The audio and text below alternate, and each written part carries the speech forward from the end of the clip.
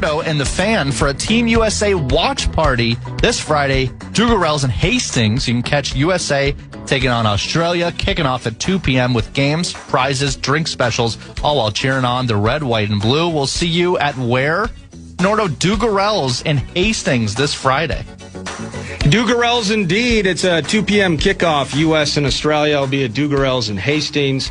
And we're going to do drink specials and some games and just root for red, white, and blue as they continue on through the group stage of the World Cup. And joining me in studio now, you can find him at Pete Najarian on X. It is Pete Najarian. And we were talking before the segment. You roll in, and you're always in. I don't know you that well personally, so I don't see you all the time. But from my standpoint, you're always in a pretty good mood. Yeah, people say that, but I hear that a lot. You're a high energy guy. I am, and you roll in and exchanging pleasantries, and you rolled into. Hold on, what's all this soccer conversation taking place? It's a different football. And then, and you're thinking to yourself, I'm just trying to sit here and chill and enjoy a beautiful morning, and let's talk some football on the air. And then I got some 12-year-old kid telling me how awful J.J. McCarthy was. Yeah, he was really ragging on him, man. I got to tell you, it was something else. I was like, it's funny. There's a lot of people, there's a lot of different things in life. The stock market, for instance, is a great example too, which is where I landed. Yeah. And just have different opinions on things, right? And you know what? You just have to wait and see how they play out. So whether it's in the markets or in sports, if you and I want to kick it off right now on JJ, we could talk about that, because I think the world of JJ. He grew up not too far from me down in Chicago back in the day. Yeah. Played at a Catholic high school right over by my house, and then eventually went down to IMG down there. And by the way, I can't stand Michigan with every part of my body. I can't. I don't like those people. I was almost used the hate word, but I shouldn't say that. But I get you. I had a really hard time. I did not like the way they played. I didn't like back in the day when I got recruited by them. I thought they were arrogant then even, which was weird because they're trying to convince me to go there. Yeah. And I'm looking at, Bo So it's kind of how dumb could you be not to come to Michigan? Was that kind of the vibe of it? Bo Schembechler, those were almost his exact words. Yeah. When I said, thank you very much. I appreciate it. But, I think I'm going to go somewhere else. And he immediately turned around and basically said, you're an idiot. And I'm like, really? I can't wait to play against this guy. Oh, I love that. He was famous. I don't know. You're too young probably to remember Bo Schembechler. I know the name and the aura. I mean, clearly, a long storied career, but certainly, yes, I am too young to remember the pinnacle or the peak of Bo. Well, they were good, and we had a hard time playing against them at the University of Minnesota. Yeah. We didn't do our record against them was not very good when I was playing, but they were good. They had great players. They had, and then when JJ went there, I didn't think that much of him early on. And then as he got into playing a little bit more, I'll tell you what, I still think he's a great quarterback. And people can argue with me and say, well, Pete, look at what he did last year. He looked pretty terrible. How about the offensive line? I mean, how about it? If you step back and you have a 3-step drop and you already are starting to get hit by guys, I don't know how people can tell me that he's not very good. It's his fault. It was the offensive line. And we all know it because, you and Paul talk all the time, but how many different offensive lines were out there last year? It was north of 25. Yeah. It was awful. Doesn't that say it all? Yeah. And then you got a quarterback who was trying to get in, move around with the team, and I'm not talking about JJ. I'm talking about Wentz. Oh yeah. I mean, he's walking around out there. His arm is almost ready to fall off of him. Right? It could have been amputated in the Chargers game, and no one would have been surprised. No. And you know what? And he didn't complain. He just kept on playing. I mean, he did what he could do. But and I look at JJ the same way. I think that it's been unfair for the people who have said, well, he's a bust, because quite frankly, he needed an offensive line, didn't have it, needed a running game, didn't have it. Yeah. So, I think if you look around the league and you find out which quarterbacks actually look pretty good, it's the ones who have a good running game and a pretty good offensive line. And we didn't have either last year. So, I think that this year is going to be a little bit different. I like the way we look at running back, and I certainly think that the offensive line looks a little bit better, but Christian Darrisaw's got to play more. He has to. I mean, yes. The guy's always hurt. I mean, everybody can tell me he's the best left tackle in football, but he's the best left tackle in football or one of the better, he's got to play games. They got to stay on the field. He can't play half the games. That's such a wonk. Have you ever seen something like that as it transpired where, and the nature of knee injuries today and the surgeries and the repair time, they're not all the same, right? Sometimes a cornerback can find himself back to health with a knee injury versus a 325-pound offensive lineman. But just the way that he's back, nope, he's not back, actually. Right. Then he's back. Yeah. Nope, hang on. We're trying to and it was just the way that they had to handle him. It's just one of the wonkier situations. Yeah. I mean, we needed him badly last year, and we couldn't find him on the field. Look at all the quarterbacks we went through, right? I mean, and he's the left tackle.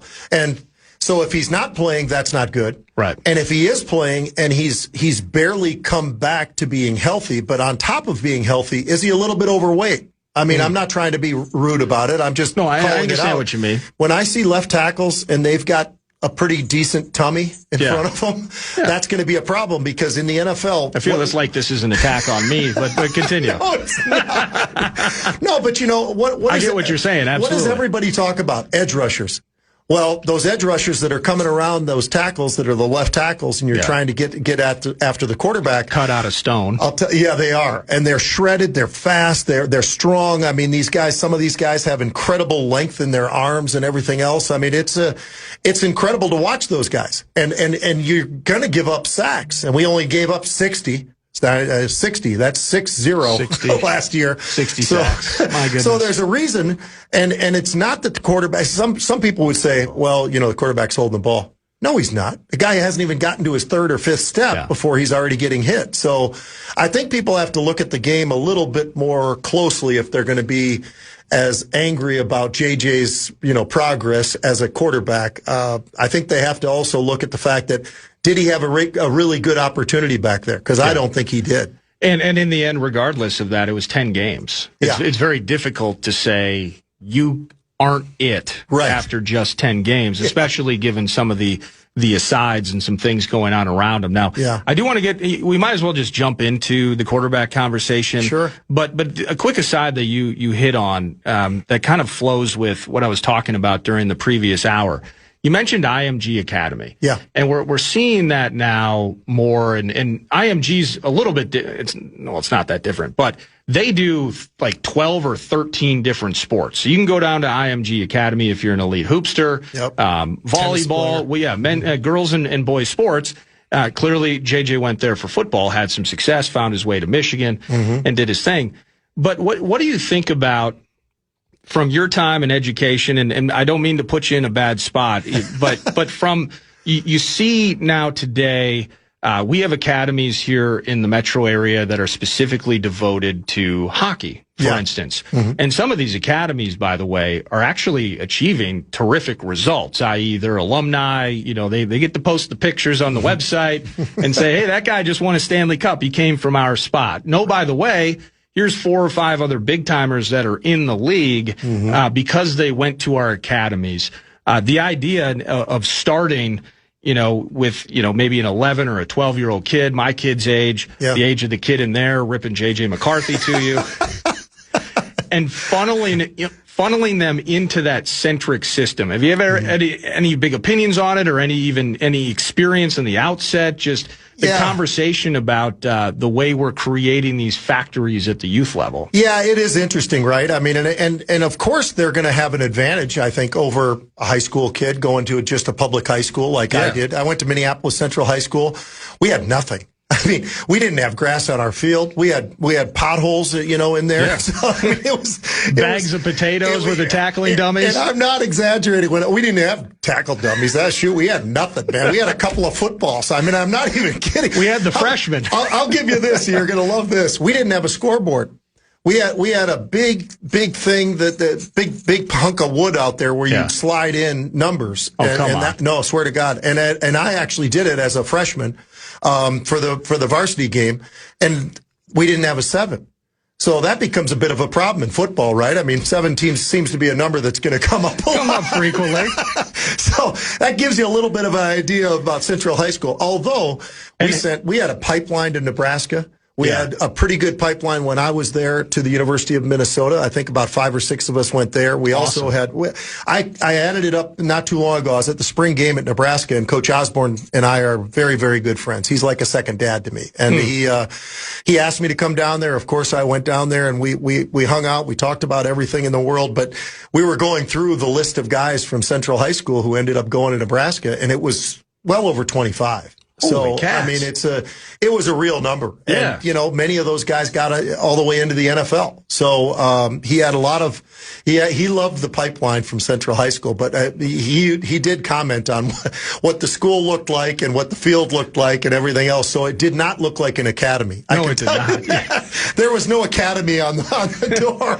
Well, the cool thing about this, I'm excited for the ESPN 30 for 30 documentary. The advent of the 2-point conversion all started at a school in Minneapolis because they didn't have a 7 on the scoreboard. Well, and you know, the funniest, they had to go for 2. The funniest part about it was, you know, the first team that scored, it was a touchdown, but they missed the extra point, right? Yeah. So a 6, that's easy. I have a 6. Perfect. So now we score a touchdown and we actually get the extra point. So now we got a 7. So I put in an 8. Because we didn't have a 7. So everybody, all the fans, which is like 50 people, all the fans are yelling at me that I'm an idiot. You know, they're all saying, don't you understand how this works? That's a 7. You got a 1-pointer. And I'm like, hey, man, you want to do this?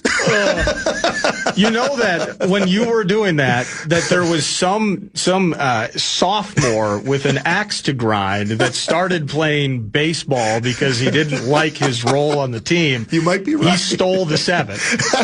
He stole the 7 and put that thing on his wall in his bedroom next to a Farrah Fawcett poster. Right. Oh, yeah. Oh, you're going back to Farrah Fawcett days. That's not bad. You know what? I probably needed 2 7s, quite frankly. I mean, you know, because that number's going to come up for both, right? Yeah, correct. So, that was a real problem, but we got through it, and it all went well. So this QB competition that exists, you have not written off Mr. McCarthy. I have not. Enter Kyler Murray and the dynamics beyond that. And so it's Murray. I think it was March 12th. You add him in free agency. The Cardinals are paying the tab. So that's sweet. Veteran minimum, low risk. Then you also you bring back Carson Wentz. But this competition as it exists, it sounds like it hasn't been figured out yet. And based on what I've heard and a little bit that I've seen, it definitely has not been figured out yet. Good times, bad times with both. What do you make of that situation and really how difficult, Kevin, you know, we have all these options to raise the level of the quarterback room. That's the good thing. The bad thing is I have all these options that I have to decide, or at least these 2 options I have to decide on for the games that count. What do you make of all of it? Yeah, well, you know what? Everybody is gung-ho and they're loving the Kyler Murray. Right? I mean, what's not to like? Nice kid. Started out a little bit soft. There were some issues that he wasn't reading everything and he wasn't doing this, he wasn't doing that. But all you got to do is you look at his numbers and you could say, well, overall, they look pretty good. I mean, his completion percentage looks great. Because he's so mobile, he's able to get out and he doesn't get as many sacks because he's had some sacks for sure in his career. And he's been around for a while. There's a reason why he was the first pick in the draft when he went. But he is pretty short, so he's got to move around. And I think that's going to be a slight issue. You can't argue about the contract, though. I mean, no matter what, this is a shot worth taking, right? I mean, it absolutely was something that needed to happen. So is there a competition? And I think that's basically what you're asking. I think there is to some degree. I think Kyler's probably going to be the starter. But for everybody who thinks that, well, you know, Pete's kind of nuts about this, he's much better. You know, he's only got two times as many touchdowns as he does interceptions. He's thrown 120 touchdowns, but 60 interceptions. So he is a guy who's throwing the ball around the field, and interceptions they cost you big time when you throw an interception, right? Yeah, oh yeah. We call them the arm punts, and that's so until there was the idea that he would join the Minnesota Vikings. I'm not watching all of his 87 starts, but I do absolutely dissect each and every game that he's played against the Minnesota Vikings. Sure. You have the immense talent, as you mentioned, the improvisation, the getting out of the pocket. You know, is that necessary? Is it instinctual? Is it a bad habit? I mean, there are pros and cons to all of that. But sometimes inexplicably, he's just going to toss that thing up in the air. Right. And we spent a lot of time feasting on the arm punts of Kyler Murray. But it's the running piece. Yeah. And then you're building, again, this, I call it an unintentional rigged game at times when it comes to this competition, because in the end, there's the equity. Now, there's been good and bad with that equity that Kyler has. Yeah. Just 10 games for JJ.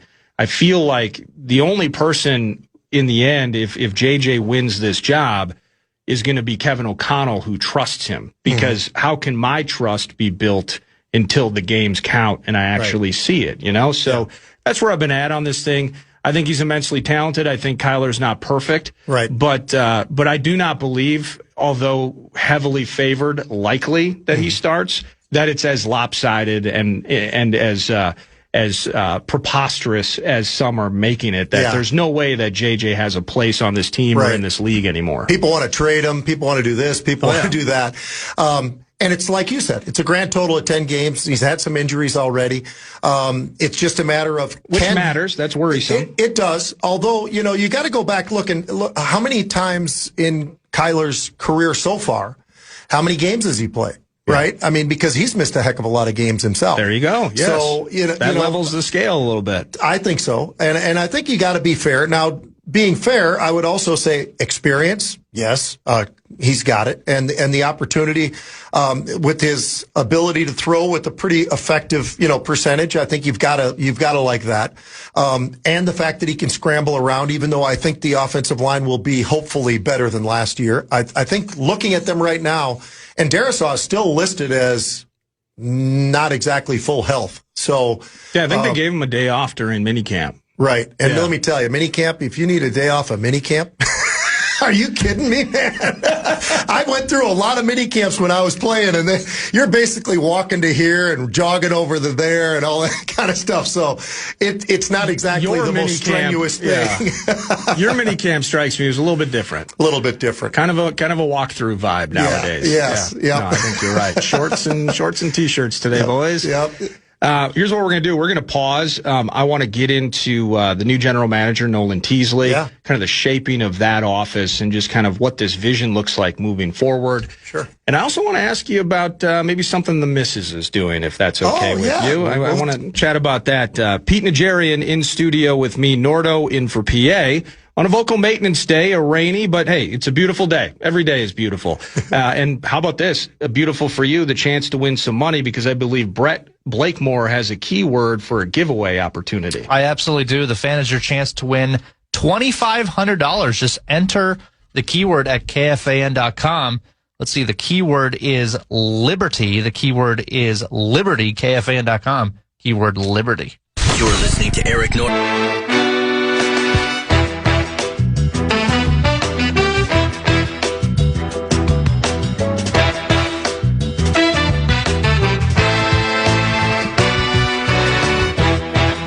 Nordo in for PA 9 to noon. Pete Najarian with me. He's doing Fox Business earlier in the day. Now he's chatting football with me. And well, it's still early. Who knows what the day is going to offer us?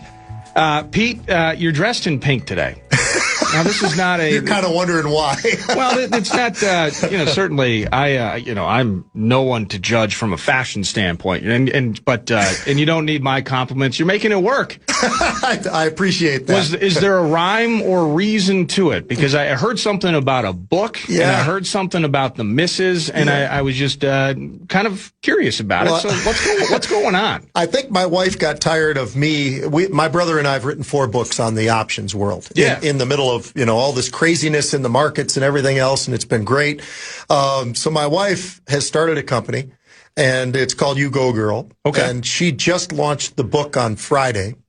She wrote a book, and it's called She's You Go Girl is the name of the company, but actually it's called Unpack This. Unpack. So you got to unpack all of the things, and it's a great book that she's written, and some of it has to do with things in real life, and some of it has to do with just the knowledge of how many women out there are carrying around too much baggage. They don't get rid of it. You and I could.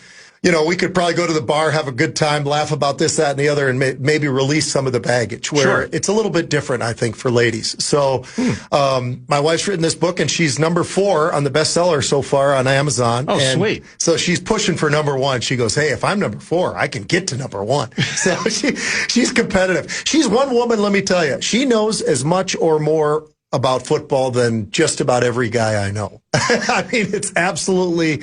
That's how we met. I was playing football, and I met her. And you taught her everything she knows. No, she already had it. She was already criticizing me, like the first date that we went on. She's like, I didn't like the way you did your arm on that play earlier in this. And I'm like, who the hell are you? Hold on a second. You might be the love of my life. She is great. She's a wonderful lady, That's man. awesome. She's pretty special. But yeah, so the pink is, that is what her color is. And I figured, you know what? Well, I'll wear pink today. Why not? No, it's all good. That's awesome. So your wife's book, Unpack This, is number 4 on Amazon. Anybody listening, check it out. My book upcoming next month will be Repress That, and then I'll be putting that out. So stay tuned for that. That's great. Just different approaches. Some unveil, some repress. Keep it in. I don't know. It's up to you.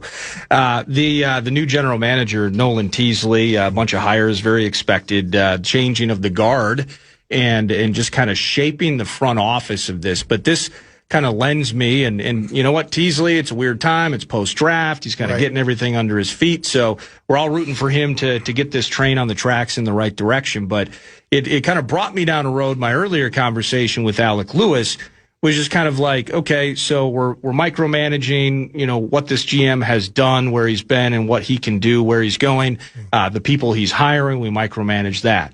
We just had a conversation about the quarterback situation. The one thing that we don't really ever talk a lot about is from a coaching standpoint. Sure. What can Kevin O'Connell do in year 5 to get better? What can Brian Flores do? I would say, and I think criticism can be healthy as long as it's constructive and the goals are congruent, which is winning games and being successful. So tons of respect for KO, tons of respect for Brian Flores. But what can they do to get better? That's been on my mind. You ever ponder that? I mean, absolutely. It's not just the players, but in the end, how it's organized and what I'm watching on the field.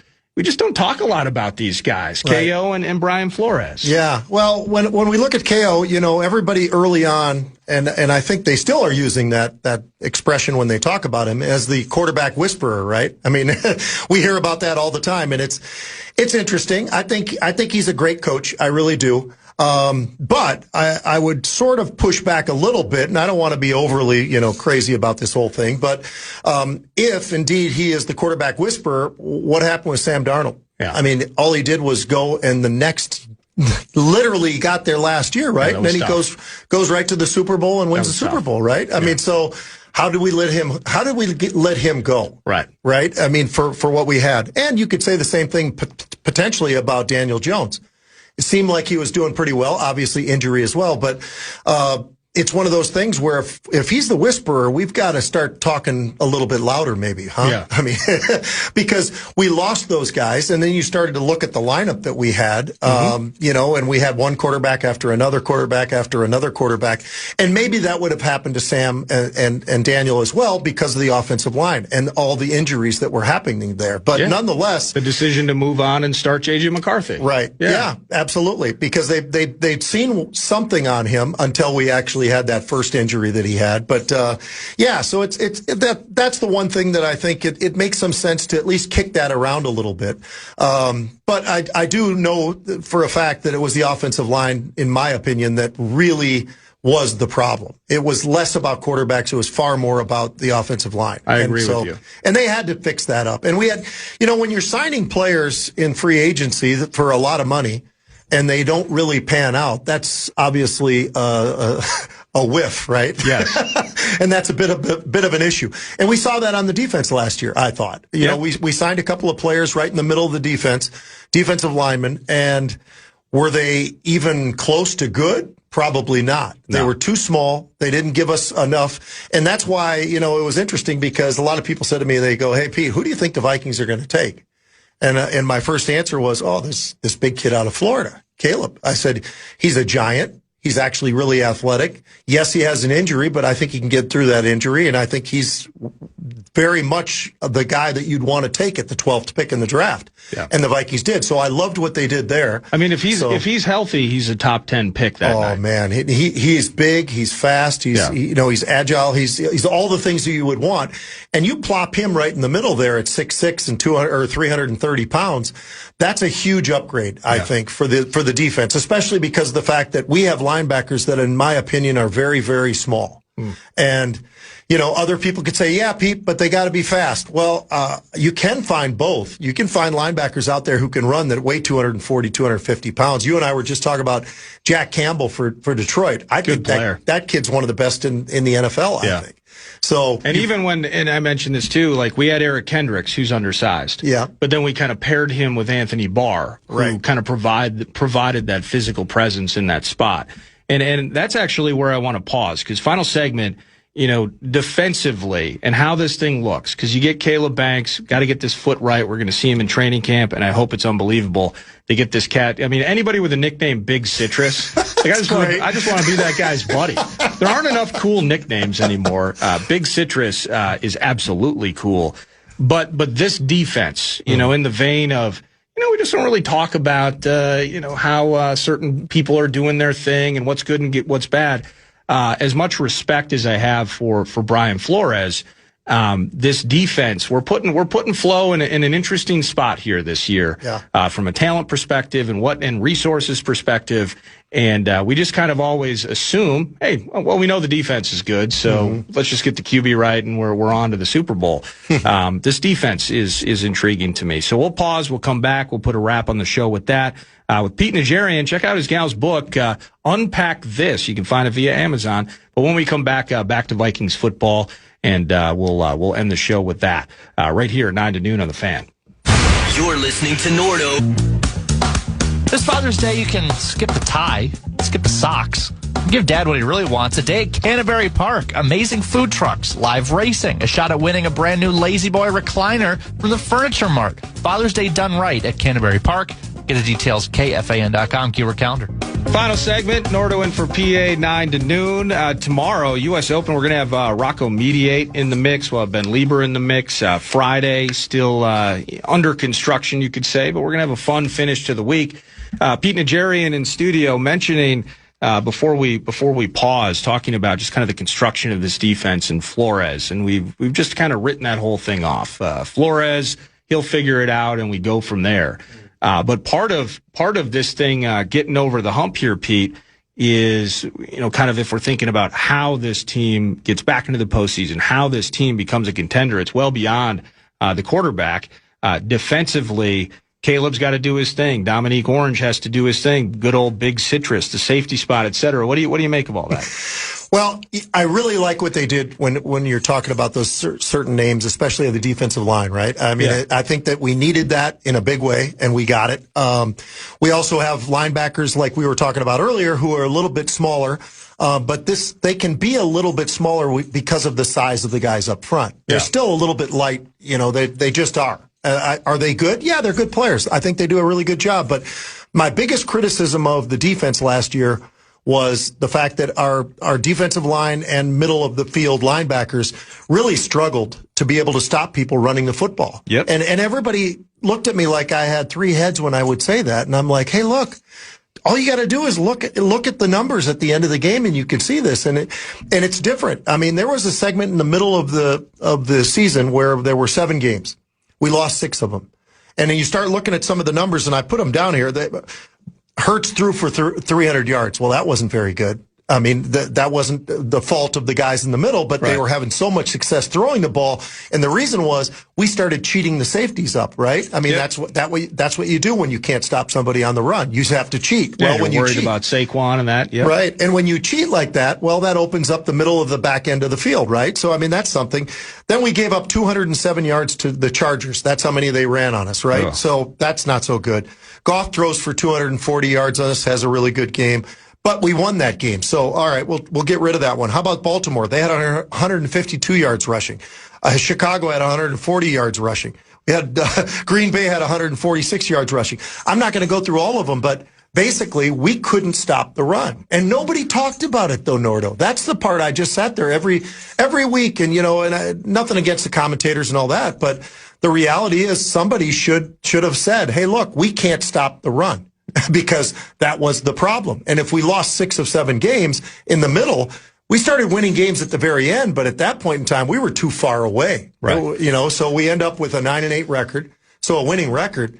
But it didn't look like or feel like a winning record, did it? And we didn't get to the playoffs either. Well, I'm interested to see this incarnation because what you watched last year, there is a bit of a harsh overcorrection. So, you move on from Zimmer, you go to kind of what is, his maybe personality opposite, if you will. And we saw that. We've joked about it 9 to noon. It's like from Mike Tice. Yep. Funny, gregarious, into Childress. And from Childress, nicest guy on the planet, Leslie Frazier. From nicest guy on the planet to Zimmer, and here we are with KO.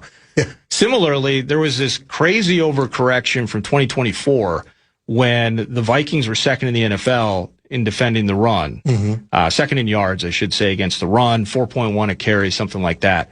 And then into last year, what changed? So is that Javon Hargrave and Jonathan Allen there? I actually liked Allen's game a little bit, maybe more even than you did, but I think Hargrave, for the most part, never found his spot. Right. And so that was really disappointing in the end. But the game of overcorrections kind of creates this volatility where 2024, by the way, in combination with an offense that was just generally more competent and a healthy O-line and that run defense, you win 14 games. Yeah. And then again, and it's, the offensive line, I'm really glad you keyed into it, but truly the trenches, we can say, right, an atopic problem, health-wise and productivity-wise, against the run and, of course, protecting whoever was under center. So defensively, we can just write it off and just say, Flores is going to have it. And I think it's going to look pretty good in one fashion or another, but I'm glad that you've keyed in on just really in the end, we got to make it harder for teams to run on us. Yeah. Yeah, and we don't have to, well, we might have to, but we shouldn't have to cheat, right? I mean, when I say cheat, when you're moving safeties up and back and forth and all the rest of that, just to be able to stop the run, it's pretty easy. If the quarterback is good enough and they see that the safety's cheating up there, they're gonna change the play. They're gonna throw the ball to the tight end going up the seam because there's nobody there. Right. And football is much more simplistic than people ever want to say that it is. All these guys want to make it look like it's the most difficult thing under God's green earth, right? I mean, we got to do this, we got to do that. Yeah.